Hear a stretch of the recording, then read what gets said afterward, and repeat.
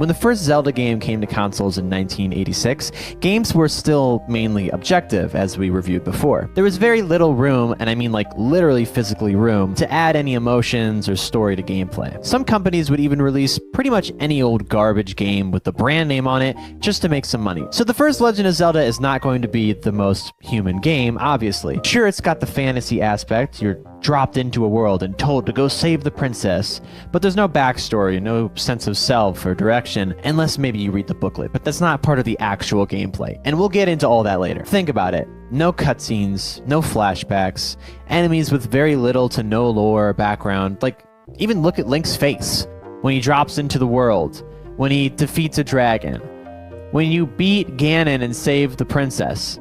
There's no screen where he's just even like, woohoo! Again, it doesn't degrade the game that it doesn't connect to the human experience, but we're clearly still in a time period where human games just aren't being made. Or are they? We'll get to it later. Jumping forward to Ocarina of Time. Oh shit. Now that we can fit 64 times the amount of storage, we have nightmares, a child friend that you have to leave behind, the death of a spiritual guardian and parental figure, all within the first hour of gameplay. Holy crap, Lois. Whoa, whoa, whoa, whoa, whoa, whoa, whoa, whoa, whoa, whoa, whoa, whoa.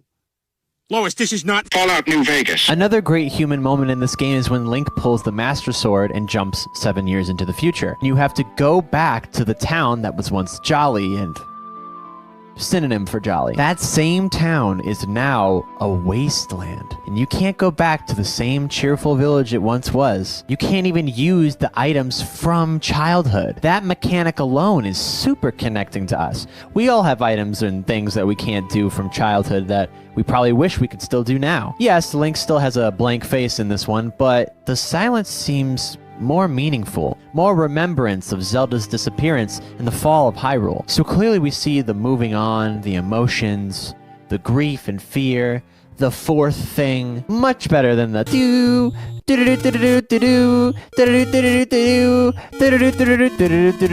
You see how like both these games still hold up and are still extremely good games, just one of them has more human aspects than the other? Is that because one of them is 64 times bigger than the other?